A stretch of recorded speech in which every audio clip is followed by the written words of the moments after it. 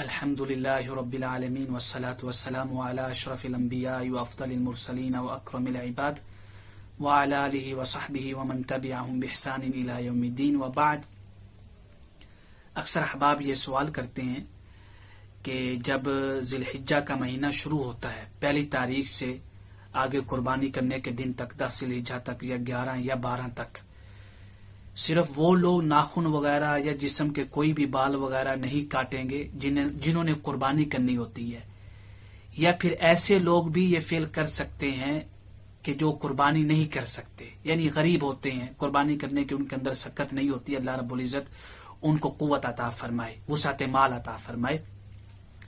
تو آقا کریم علیہ الصلوۃ والسلام آپ رحمت للعالمین تھے، آپ نے ان کے لیے بھی خوشخبری سنائی جو قربانی نہیں کر سکتے۔ ان کے لیے بھی یہ ہے کہ اگر وہ ذی الحجہ کی پہلی تاریخ سے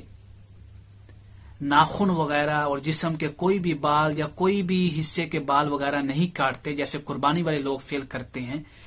اگر وہ لوگ بھی ایسا کر لیں جنہوں نے قربانی نہیں کرنی ہوتی، غریب ہوتے ہیں، ان کے پاس سکت نہیں، پیسہ نہیں ہے قربانی خریدنے کی،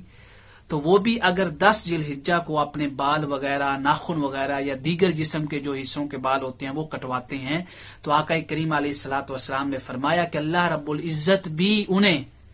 اس قربانی کا اجر اور ثواب عطا کر دے گا۔ سبحان اللہ، یہ ہے رحمت للعالمین کہ انہوں نے غریبوں کو بھی مایوس نہیں کیا۔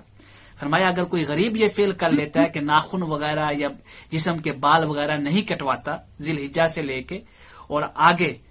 10 ذی الحجہ کو وہ کٹواتا ہے عید پڑھنے کے بعد، تو اس کو بھی قربانی کا ثواب ملے گا۔ تو لہٰذا یہ عمل دونوں ہی کر سکتے ہیں۔ اور یہ حدیث جو ہے سنن ابی داؤد میں ہے 27 یعنی 2789 ہے، اور باب ہے باب ما جاء فی ایجاب الاضاحی۔ اور باقی جو قربانی کرنے والا ہے کہ جو ذو الحجہ یا ذی الحجہ جو ہے اس کے شروع میں